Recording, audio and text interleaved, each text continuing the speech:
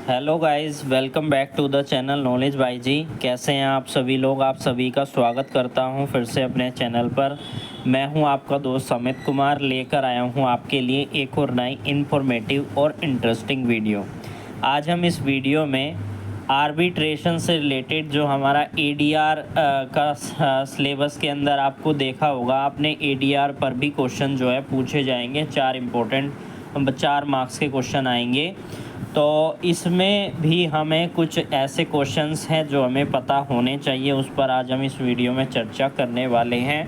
तो बिना किसी देरी के स्टार्ट कर लेते हैं। हमारा सबसे पहला क्वेश्चन क्या है कि which of the following is a की फीचर ऑफ द आर्बिट्रेशन। तो क्या है इन सभी में से? Public trial, information procedure, binding decision, no legal representation. तो यानी कि आर्बिट्रेशन के अंदर जो मध्यस्थता की जाती है वो एक तरीके से बाइंडिंग होते हैं पार्टीज़ के ऊपर। जो भी डिसीजन लिया जाता है, जो ये एडीआर है, अल्टरनेटिव डिस्प्यूट रिड्रेसल जो कमेटी है, या हम कहें जहाँ पर मध्यस्थता की जाती है, वो उनके द्वारा लिए गए डिसीजन बाइंडिंग होते हैं। बात करते हैं इसकी डिटेल के बारे में। आर्बिट्रेशन एक ऐसा प्रोसेस है जहां पर पार्टी एग्री होती है, जो भी उनका डिस्प्यूट है, एक आर्बिट्रेटर को अपॉइंट करके, और ये डिसीजन जनरली बाइंड होता है और लागू किया जाता है लॉ के द्वारा। अब यहाँ पर इसके कुछ फीचर्स भी यहाँ पर आपको देखने को मिलेंगे कि एक की feature of the arbitration is that it is private, confidential, final process for resolution the dispute. यानी कि जो भी हमारा विवाद है उसको रिजोल्व किया जाता है आर्बिट्रेटर की मदद से, जो कि आर्बिट्रेशन एंड कंसिलिएशन एक्ट के अंदर अपॉइंट किया जाता है। ये प्राइवेट होता है, फाइनल और बाइंडिंग होता है, कॉन्फिडेंशियलिटी की बात की गई है, फ्लेक्सिबल होता है, टाइम एंड कॉस्ट एफिशिएंसी इसमें होती है, क्वासी जुडिशल होता है, रेगुलेट किया जाता है नेशनल लॉ द्वारा और कोर्ट के द्वारा इसे लागू किया जाता है। और ये क्या कोई भी अपील इस पर की जाती है या फिर चैलेंज ऑफ लिमिटेड राइट की बात यहाँ पर आपको देखने को मिलेगी। तो ये कुछ इम्पोर्टेंट पॉइंट है जिनको आपको ध्यान में रखना है। पॉज करके इन सभी पॉइंट को आप एक बारी रीड भी कर लीजिए। बात करते हैं अगले क्वेश्चन के बारे में। Arbitration and conciliation act 1996 is applicable in which country. तो इंडिया में तो अप्लाई हो ही रहा है, दूसरी कंट्री से हमें क्या मतलब है, क्योंकि हमारे यहाँ जो पूछा जा रहा है। बात करते हैं अगले क्वेश्चन के बारे में कि what is the maximum number of arbitrators typically allow in A dispute under the arbitration and conciliation act 1996। यानी कि मैक्सिमम कितने आर्बिट्रेटर अपॉइंट किए जा सकते हैं जो भी अपना डिस्प्यूट रिजोल्व करने जा रहे हैं आर्बिट्रेटर के समक्ष। तो यहाँ पर मैक्सिमम 3 हो सकते हैं। अब इसके बारे में डिटेल समझते हैं। The act allow party to agree on a numbers of arbitrator typically recommending an odd number, commonly 1 और 3 टू अवॉइड डेडलॉक्स। सेक्शन 10 जो है आर्बिट्रेशन एंड कंसिलिएशन एक्ट 1996 का, जो हमें कहता है नंबर ऑफ आर्बिट्रेटर्स के बारे में। अगर डिस्प्यूट होता है तो वो इवन नंबर में होंगे, यानी कि एक पार्टी अपना आर्बिट्रेटर, दूसरी पार्टी जो है अपना आर्बिट्रेटर, और दोनों आर्बिट्रेटर मिलकर एक थर्ड आर्बिट्रेटर को भी अपॉइंट जो है कर सकते हैं। If the party cannot agree on a number of arbitrator, then the tribunal will have a sole arbitrator। यहाँ पर कहा गया है Here are the other provision of the arbitrator, जैसे कि nationality of arbitrator, a person can be arbitrator unless the party agree otherwise। उसके बाद है procedure for appointment and arbitrator, की पार्टी एग्री होती है कि वो एक आर्बिट्रेटर को अपॉइंट करेगी। If there is no agreement each party appoint 1 arbitrator, यानी कि या तो दोनों का मिलकर एक आर्बिट्रेटर होगा या दोनों पार्टी अपने एक एक आर्बिट्रेटर को अपॉइंट कर सकती है, और दोनों आर्बिट्रेटर मिलकर एक थर्ड आर्बिट्रेटर को अपॉइंट जो है कर सकते हैं। आर्बिट्रेटर इंस्टीट्यूशन सुप्रीम कोर्ट और high court can designate arbitral institution for the purpose of this act, यानी कि इन रिजोल्यूशन के लिए इन डिस्प्यूट को रिजॉल्व करने के लिए सुप्रीम कोर्ट और हाई कोर्ट इस तरीके के आर्बिट्रेटर को अपॉइंट करती है। हर डिस्ट्रिक्ट के अंदर इस तरीके के मध्यस्थता केंद्र होते हैं।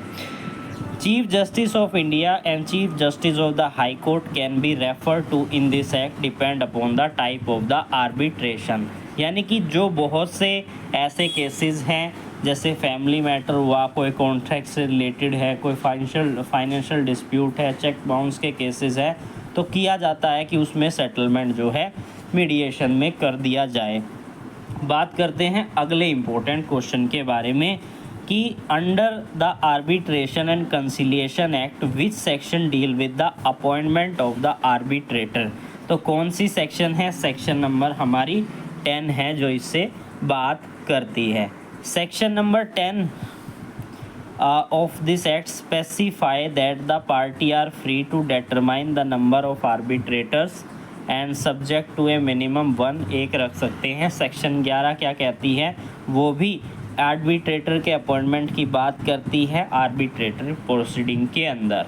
And party can agree on an appointment procedure if party can not agree the court can appoint a arbitrator if there no grade arbitral institute the chief justice can appoint the arbitrator। अगर ऐसा नहीं है तो chief justice जो है वो arbitrator को appoint जो है करेंगे। anyone can be a arbitrator unless the party agree otherwise। कोई भी आर्बिट्रेटर हो सकता है unless the party agree otherwise, यानी कि पार्टी उस पर एग्री नहीं कर रही है कि मेरे को ये आर्बिट्रेटर नहीं करना है तो वो अपना आर्बिट्रेटर अपॉइंट जो है कर सकते हैं। If there are 3 arbitrator each party appoint 1 or 2 appointed arbitrator and appoint the third. If there are 3 arbitrator each party appoint 1 and 2 appoint arbitrator appoint the third. वही चीज़ यहाँ पर कही जो है गई है। बात करते हैं अगले क्वेश्चन के बारे में। 5th क्वेश्चन जो क्या कह रहा है कि which of the following is not a recognised form of arbitrator. Litigation नहीं है क्योंकि इसमें लिटिगेशन से बचा जाता है ताकि जो है जल्दी से जल्दी जो है सेटलमेंट किया जा सके। बात करते हैं अगले क्वेश्चन के बारे में कि which principle underline the confidentiality of arbitration proceeding. इसमें क्या आता है? Party autonomy. 3rd ऑप्शन बिल्कुल इसका सही है। बात करते हैं कि जो प्रिंसिपल है कॉन्फिडेंशियलिटी इन आर्बिट्रेशन में is that the party their representative and the arbitrator must keep inform about the arbitration proceeding and award confidential unless the party agree otherwise. This include the personal detail of party, documentation, commercial secrets that may be revealed during the proceedings. Confidentiality is a important because it maintain the equality of the party, safeguard the right of the defense, preserve the independence of the arbitrator, making arbitrator a secure dispute resolution system. Confidentiality absolute नहीं है but ये exception है। Party who are originally produce the material consent disclose the pursuant to the court order disclosure to protect party legitimate interest disclosure where the interest of the justice is required to.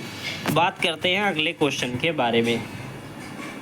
इसमें हम जो है fastly करके इसलिए चल रहे हैं क्योंकि कम मार्क्स के क्वेश्चन इसमें आने वाले हैं। बात करते हैं what is the primary role of the arbitrator. क्या होता है प्राइमरी रोल? एक तरीके से प्राइमरी रोल की बात करें तो डिस्प्यूट रिजोल्व करना होता है, यानी कि यहाँ पर आपका आंसर होने वाला है एक्ट एज ए जज, यानी कि वो एक जज के रूप में एक्ट करेंगे और जिस तरीके से जज केस को रिजोल्व करते हैं इसी तरीके से आर्बिट्रेटर भी केस को रिजोल्व करेगा और उसके डिस्प्यूट को रिजोल्व करने के बाद एक जज के रूप में एक्ट करके ऐसा करेगा। The primary role of the arbitrator is to resolve the dispute between two party. And in an impartial and fair manner, यानी कि बिल्कुल निष्पक्ष होना चाहिए, किसी भी तरीके का पक्षपात वहाँ पर उसके द्वारा ना किया जाए। Manage the process, review evidence, make decision, ensure compliance, ये सारी चीज़ें जो हैं उन्हें करनी होती हैं। बात करते हैं अगले क्वेश्चन के बारे में। Which of the following can be the ground of set asiding an arbitration award under section 34 of the arbitration and conciliation act 1996, कि क्या जो आर्बिट्रेटर के द्वारा पास किया गया अवार्ड है उसे सेट असाइड किया जा सकता है अंडर सेक्शन 34। तो यहाँ पर अगर इन सभी स्टेप्स को लिया गया है तब ऐसा किया जा सकता है। या तो जो फैक्ट है उसको मिस इंटरप्रेट किया गया है, जो प्रोसीजर बताया गया था आर्बिट्रेशन करने का उसका कंप्लायंस नहीं किया गया है, या वो पब्लिक पॉलिसी का वॉयलेशन कर रहे हैं। तो तीनों ही पॉइंट यहाँ पर बिल्कुल जो है सही आ रहे हैं, इसलिए इसका जो फोर्थ ऑप्शन है बिल्कुल सही जवाब है। बात करते हैं इसकी डिटेल के बारे में कि under section 34 of arbitration and conciliation act 1996 a court can set aside N arbitration award for the following reasons. पहला पॉइंट क्या दिया गया है, avoid is in conflict with a public policy, जैसा कि ऊपर ऑप्शन में आपको देखने को मिला था। दूसरा क्या है कि conflict with the most basic norms of a morality. Third point है deal with a dispute non contemplate by the submission to the arbitrator. Arbitration composition of the arbitral tribunal was not in accordance with the agreement of the party। यही चीज़ है कि miss representation करना, agreement जो है उस पर agree ना होना, लॉ की कोई मिस जो है लॉ के द्वारा कही गई जो बात है उसको अगेंस्ट में जाना, यानी कि जो नॉर्म्स हैं उसके अगेंस्ट में जाना, ये सारी चीज़ों का ध्यान रखते हुए यहाँ पर सेट असाइड किया जा सकता है अगर इस तरीके से अवार्ड जो है पास किया गया है, आर्बिट्रेटर के द्वारा डिसीजन लिया गया है।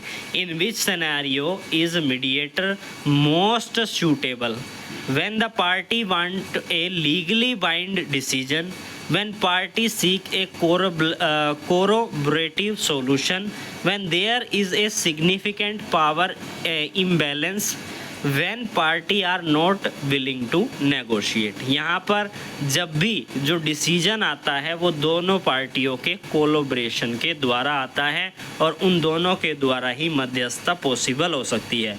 अगर एक भी पार्टी नहीं चाहती है कि मैं सेटल नहीं करना चाहती केस को, तो ऐसा नहीं होगा। तो इसका जो बी आंसर है बिल्कुल सही है। Mediator is the most effective when the party wish to work together to reach a mutual acceptance agreement rather than seeking a binding decision from a third party। यहाँ पर यही चीज़ कही गई है कि अगर पार्टी सहमत है, दोनों पार्टी सहमत है, तभी यहाँ पर मीडिएटर जो है उसको रिजोल्व कर पाएगा। अगर एक पार्टी भी उसको अगेंस्ट कर रही है तब उसको रिजोल्व जो है नहीं किया जा सकता। बात करते हैं अगले क्वेश्चन के बारे में। The doctrine of separability in arbitration क्या मतलब होता है?